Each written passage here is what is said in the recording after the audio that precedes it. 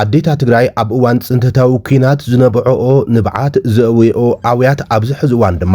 ደቀን ካብ ሕቑፈን ብሓይሊ እንትምገጋም እንከእውያ ይስምዓላ። እዚ ብሓይልታት ህወሓት ኣብ ከተማታት ትግራይ ዝካየድ ዘሎም ጅምላዊ ግፋ ድማ ንሓይልታት ፖለቲካ ትግራይ ከምኡን ንተጣበቕቲ ሰብኣዊ መስላት ዘቆጥዐ ዘስግም ምዕባለ ኮይኑሎ ብዝርዝር ሒዝና ኣለና። ርእሰ ከተማ ለቂቕኩም ውፅእ ተባሂሉ ኣብታ ከተማ ዝርከቡ ንህይወቶም ዝሰግኡን ዲፕሎማሰኛት እውን ነታ ከተማ ብህፁፅ ለቂቖም ክወፁ ተፀዊዖም ናይ ሚሳይላትን ዘመኖት ነፈርቲ ውግን መጥቃዕታት እውን መጠንቀቕታ ወፅሎም። ኣብ ዞባ ደቡብ ትግራይ ከባቢታት ራያ ከቢድ ውግእ እናተኻየደ እዩ ዝብሉ ጸብጻባት ወፅዮምሎም። እቲ ግጭት ኣብ መንጎ ዕጡቓት ህወሓትን ሓይልታት ሰላም ትግራይ ወይ ድማ TPF-ን ከም ዝኾነም ዘመልክቱ ጸብጻባት ወፅዮምሎም። ምንጭታት ሓበሬታና ካብቲ ከባቢ ብዝርዝር ዝለኣኹልና ዜና እውን ሒዝና ኣለና። استراتيجي كبابا ግብፂ ኣብ ልዕሊ ኢትዮጵያ ይካየድ ከም ዘሎ ተሓቢረሎም። ኢትዮጵያ ብግብፂ ጥንኩር ዝተባሃለ ከበባ የጋጥማ ከም ዘሎ ዘመልክት ዜና ወፅሎም። ግብፂ ካብ መዋስንቲ ቀይሕ ባሕሪ ዝኾነ ሃገራት ወፃይም ኣብ ዞባዊ ምድላዋት ጸጥታ እቲ ባሕሪም ከኣትዋ ከም ዘይብለን ድማ ኣፍሊጣላ። እዚ እውን ብዝርዝር ሒዝና ኣለና። ሰላምታና ኣብ ዘለኹም ይብጻሕኩም ሰብስክራይብ ላይክ ሼር እንዳገበርኩም ስድራ ትግራይ ሆራይዘን ብምዃን እዋናዊ ዜናታትን ሓደሽቲ ምዕባለታትን በብዋኑ ኣብ ዘለኹም ክበጽሑ እዮም።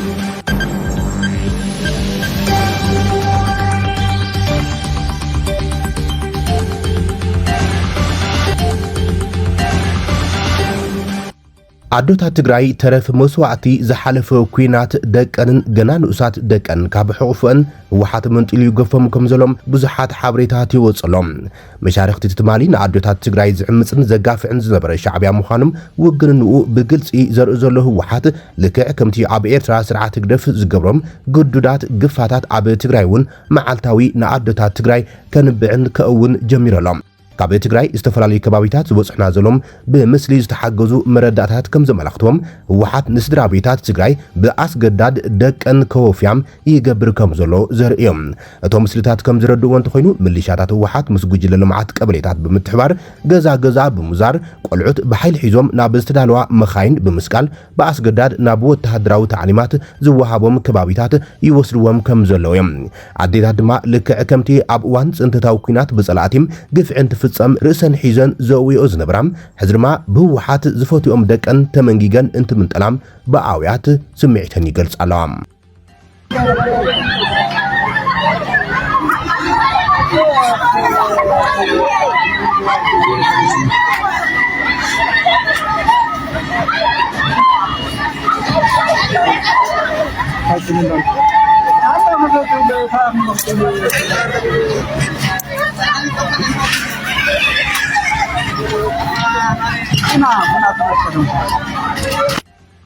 እዚ ሓደገኛ ምንቅስቃስ ህወሓት ድማ ንተጋሩ ኣብ ዝተፈላለዩ ዓውድታትን ትካላትን ዝሰርሑ ኣቆጢዕሎም። ንግዜያዊ ምሕዳር ትግራይ መንግስትነት ብሓይሊ ከም ዝተቆጻጸረ ዝኣወጀ ብደብረጽዮን ገብረ ሚካኤል ዝምራሕ ጉጅለ ህወሓት ኣብ ሕሱም ቅሉላዊ ቅቡልነት ወዲቑ ይርከብ። በዚ ድማ እዩ ናብ ጉዱድ ግፋ መንእስያት ናይ ሻዕብያ ውክልና ኩናት ዘካይድ ዘሎ ተባሂሎም ሓያሎ ነቐፌታት ይቐርበሉ እዩ ዘሎ። ሓድሽ ውድብ ፖለቲካ ሹም ተንቤን ኣብ ዝሕዝዋን ኣንጻር ድሌት መንእሰይ ትግራይ ብግዴታም ወተሃደራዊ ስልጠና ዝፍጸም ዘሎ ግፍዒ ዝኹንን መግለጽ ዘርጊሑ መናእሰይ ትግራይ ካብ ናይ ስራሕ ቦታኦም ካብ ቤት ትምህርቶም ካብ ሃይማኖታዊ ትካላትን ከይተረፈም ብሓይሊ ይግፈፉ ከም ዘለውን እዚ ድማ ህወሓት መሰረታዊ ሰብኣዊ መሰላትን ክብሪ ዜጋታትን ጨፍሊቕዎ ከም ዘሎም ዘርኢ ከም ዝኾነ ከሲሰሎም። መንእስያት ህይወቶም ብሰላም ክነብሩም ክሰርሑ ክመሃሩን መጻዮም ክሃንጹን መሰል ኣለዎም ዝበለት ውድብ ይኹን እምበር ኣብዚ ሕዚ እዋን ብዙሓት መንእስያት ትግራይ ብሓይሊ ዕጡቓት ይግፈፉ ምህላዎምን እዚ ድማ መናእሰይ ብፍርሒ ክነብሩም ትምህርቶም ከቋርጹ ስርሖም ገዲፎም መጻዮም ኣብ ሓደጋ ክእቱን ክስደዱን ይገብረሎ ኢለሎ ሹም ተንቤን። እዚ ኩነታት ኣብ ልዕሊ ህዝቢ ትግራይ ብፍላይ ድማ ኣብ መንእሰይ ወለዶ ማሕበራዊ ስቃይ ስነ እምራዊ ጉድኣትን የብፅሐሎ ዝበለ እቲ ውድብ እቲ ጉዱድ ምልመላ መንእስያት ህዝቢ ኣብ ዘይደልዮ ኩናት ክጽምበሩን ድሕራት ጉጅለታት ክጥቀሙሉን ንምግዳድ ዝውዕል ዘሎ ኢልወሎም። ብሽም ህዝብን ቃልስን ብናይ ሓሶት ፕሮፓጋንዳ መናእሰይ ናብ ሞትን መከራን ምልዓል ፍጹም ቅቡል ኣይኮነን ዝበለ እቲ ውድብ ሹም ተንቤን እዚ ኣካይዳ ንህዝባዊ ሰላምን ምርግጋዕን ትግራይ ትግራይ ዝምቹእ ከም ዘይኮነን ኣብ ሕብረተሰባት ዝያዳ ስቃይን ሕሱም ህይወትን ጥራይ ከም ዝፈጥር ነኣምን ኢሎም በዚ መሰረት ድማ ነቲ ብግዴታ ዝግበር ዘሎ ምልመላ መንእስያት ብትሪ ደው ይብል ይኹንነውን አርሜናዊ ጉጅለ ህወሓት ነዚ ዝሕፍር ተግባሩም ብቕልጡፍ ደው ከብሎም መንግስቲ ኢትዮጵያ ነዚ ጉዳይ ቁልሓት ሃይቡም ግቡእ ሕጋዊ ስጉምቲ ክወስድ ንጽውዕ ኢሎም ማሕበረሰብ ዓለም ትካላት ሰብኣዊ መስላት ሕብረት አፍሪካን ሕቡራት ሃገራትን ዩኤን ነዚ ተግባር ብንጹር ክኾንዎን ጸቕጢ ኣብ ልዕሊ ህወሓት ክፈጥሩን ጻውዒ ተቕሪበሎም ዓምሻይ ድማ ሃይማኖታዊ ትካላትን ሲቪክ ማሕበራትን ፖለቲካዊ ውዳበታትን ምሁራትን ትግራይ ከምኡን ኩሎም መዳርግቲ ኣካላት ድምፆም ከስምዑን ነዚ ኢሰብኣዊ ተግባር ህወሓት ክቃወሙን ጸቕጢ ክፈጥሩን ጻውዒ ተቕሪበሎ ውድብ ሹም ቴምቤን እዚ ከምዚ ኢሉ እንከሎ ድማ ብሄራዊ መሪሕነት ሳልሳይ ወያነ ትግራይ እውን ህወሓት ዝፍጽሞ ዘሎ ግዱድ ወተሃደራዊ ዕስክርና ወይ ድማ ግፋም ደው ከብል ኣተሓሳሲቦም እቲ ውድብ ድሕሪ ኣኼባ ብሄራዊ መሪሕነት ኣብ ዘውፅኦ መግለፂ ኣብ ዝተፈላለዩ ከባቢታት ትግራይ ተጀሚሩ ዘሎ ግፋም መንእስያት ነባራት ተጋደልትን ደው ክብል ብጥብቂ ዘተሓሳስቡ ኮይኖም እዚ ተግባር ንህዝቢ ናብ ሻቅሎት ዘእቱም ሓደገኛ ተግባር እዩ ክብል ገሊፆም እዚ ድማ ብፖለቲካውን ዲፕሎማስያውን ቃልሲ ደው ንምባል ከም ዝቃለሰ ፍሊጦም ብተወሳኺ ድማ መንግስቲ ብልጽግና ይቐጽሎ ዘሎ ዝበሎም ጎበጣ ህዝብን ግዛኣትን ትግራይ ኢሉውን ክልከላ ማህያን መሰረታዊ ሸቐጣትን ብትሪ ከም ዝቃለሶም እቲ ውድብ ኣፍሊጡ ዘሎም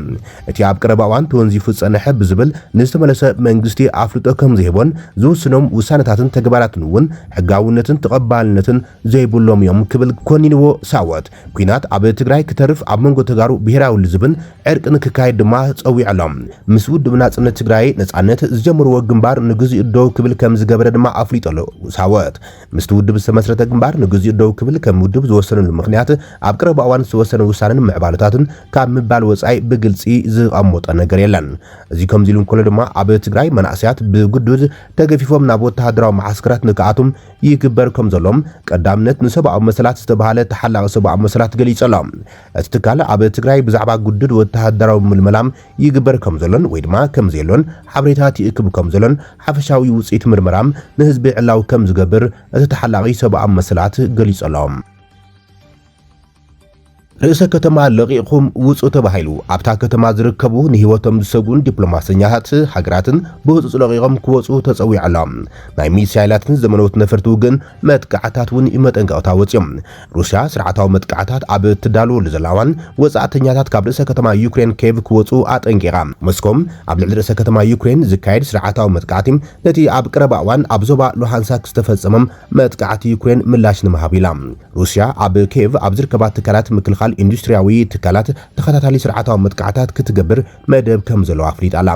ወጻእተኛታት ዜጋታት ድማ ካብ ርእሰ ከተማ ዩክሬን ክወፁ ኣተሓሳሲባ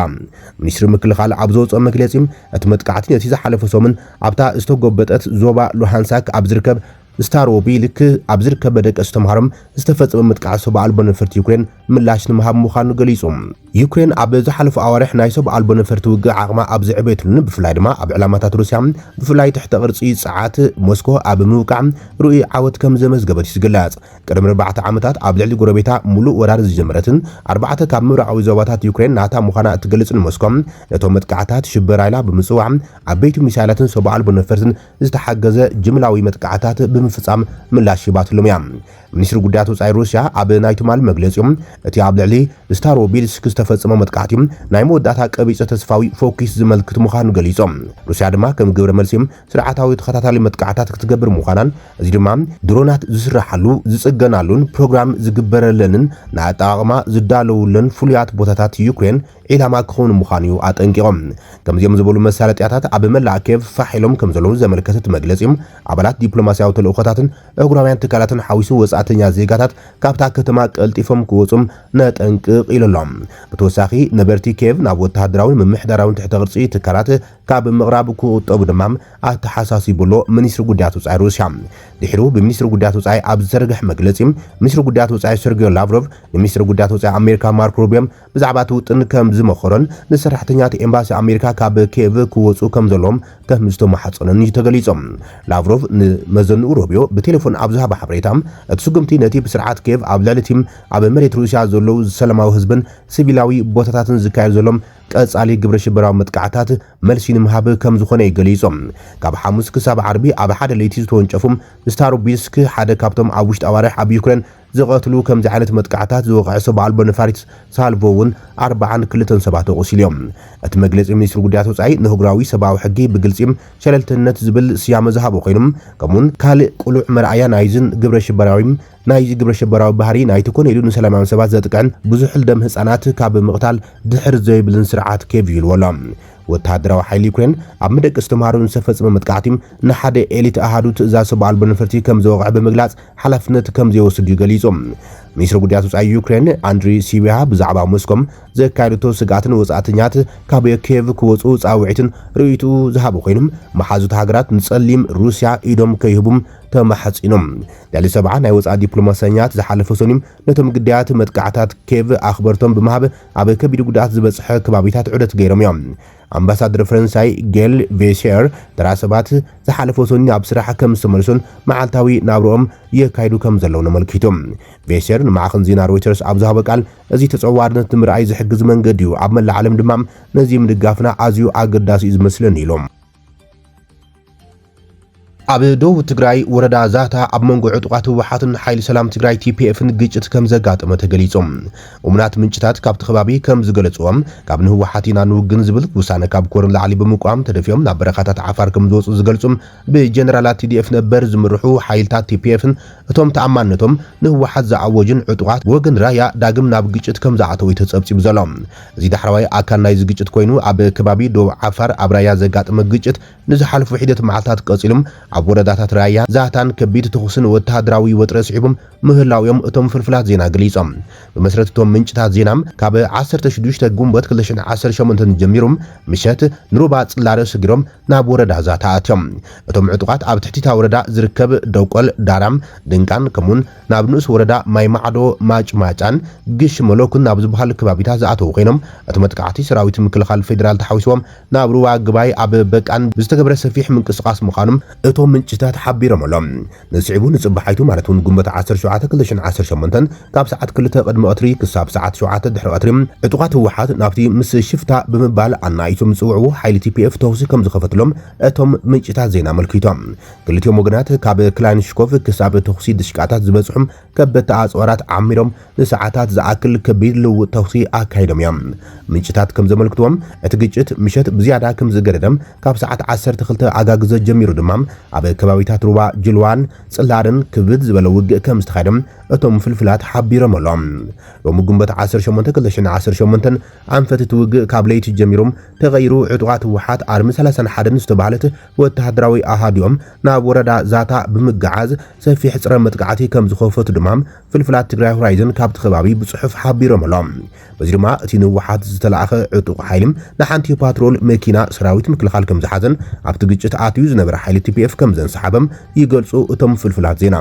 ይኹን እምበር ንሓይልታት ቲፒኤፍ ቅርበት ዘሎም ምዃኖም ዝገልጹ ነጠፍቲ ማሕበራዊ መራኸቢታት ግን ወረዳ ዛታ ኣብ ትሕቲ ቁጽሮም ከም ዝኣተወት እዮም እናገለጹ ውዒሎም ዘሎም እንተኾነ ኣብ ባይታ ዘሎ ወተሃደራዊ ወጥሪ ግን ኣዝዩ ልዑል ስጋኣት ዝፈጥር ከም ዝኾነን ሓደገኛ ምዕባለ ኣብቲ ከባቢ ይረኣዩ ከም ዘለዉ እዮም እቶም ምንጭታት ዜና ሓቢሮም ዘሎም እዚ ሕድሕዳዊ ግጭት ሓይልታት ትግራይ ብክልቲኡ ወገን ዝምልከት ካብ ወገን ክልቲኦም ሓይልታት ወግዓዊ ግብረ መልሲ ኣይተዋሃበን ዘሎም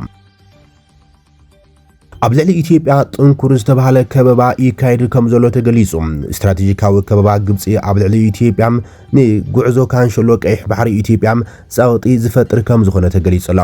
ብመሰረት ሃገራዊ ኢንስቲትዩት ጉዳያት ወጻኢ ኢትዮጵያ ዝተዘርግሐ ሓዱሽ ጸብጻብ እቲ ኣብ ልዕሊ ዓብዪ ግድብ ሕዳሴ ኢትዮጵያ ዝነበረ ምስሓብ ካብ ማእኸል ዞባ ወጥሪ ናሃሰ መስከደም ግብጺ ካብ ቀጥታዊ ምግጣም ምስ ኣዲስ ኣበባ ብዛዕባ ሩባ ዓባይ ናብ ሰፊሕ ስትራቴጂካዊ ዞባ ምዕጋት ኣብ ዙርያ ምስ ኤርትራ ሱዳን ሶማልያን ዝተሃነጾም ጥቡቕ ርክብ ከም ዝገበረት ሞጊተሎም እቲ ጸብጻብ ከም ዝብሎም ካብ 2023 ጀሚሮም ድሕሪ ምፍራስ ድርድር ግድባት ምጅማር ኩናት ሱዳን ካይሮ ኣብ ወሰን ኢትዮጵያ ወተሃደራውን ዲፕሎማስያውን ኣሰራርሓ ክትስፍሕን ከላም ኣዲስ ኣበባ ድማ ምላሽ ይባትሉ ውሕስነት ምእታዊ ቀይሕ ባሕሪ ንምርጋጽ ምስ ሕብራት ኤሚሬትስ ዓረብ ቱርክን እስራኤልን ዘለዋ ጸጥታዊ ሽርክነት ብምዕማቕ ከምኡን ናይ ኣባይ ጸጥታዊ ሽርክነት ብምስፋሕ ምላሽ ሂባም ተፋሰስ ዲፕሎማሲ ኪኖት ባህላዊም ስልሳዊ ቅርጽ ከም ዝኾነ ግብረ መልሲ ባትሉ ይብል ጸብጻብ ኢትዮጵያን ስትራቴጂስት ነትነሕንሕ ኣብ ልዕሊ ሩባ ኣባይ ጥራይ ዘይኮነም ኣብ ካንሸሎ ቀይሕ ባሕሪ ኣብ ልዕሊኡ ጽልዋተ በጻሕነት ስትራቴጂካዊ ዕምቆትን ዝምልከት ሰፊሕ ጂኦፖለቲካዊ ድርድር ገይሮም ይርእዎ ከም ዘለዎም እቲ ጸብጻብ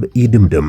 እዚ ከም ኢሉ እንከሎ ግብጺ ካብ መዋስንቲ ቀይሕ ባሕሪ ዝኾነ ሃገራት ወጻኢ ኣብ ዞባዊ ምድላዋት ጸጥታት ባሕሪ ከኣትዋ ከም ዘይብለን ደጊማ ኣፍሊጣላ ግብጺ ኣብ ዘርግሖታ ሓድሽ መግለጺ ካብ ቀይሕ ባሕሪ ወጻኢ ዝኾነ ሃገራት ንቀይሕ ባሕርን ወሽመጥ ዓደንን ዝምልከት ጸጥታውን ፖለቲካውን ምድላዋት ምእታውን ከም እትነጽጉ ኣፍሊጣላ ነዚ መርገጺ ሚኒስትር ጉዳያት ወጻኢ ግብጺ በድር ዓብድላጢም ኣብ ካይሮ ምስ ቀዳማ ሚኒስትር የመንን ሚኒስትር ጉዳያት ወጻኢ ሻያ አልዚንዳንን ኣብ ዘካይዶ ዝርብ ከም ኣካል ናይቲ ታሽዓይ ዙርያ ስትራቴጂካዊ ዘተ ግብጽን የመንን እዩ ገሊጽዎም በመሰረት ሚኒስትር ጉዳያት ወጻኢ ግብጺ ዘውጽኦ መግለጺ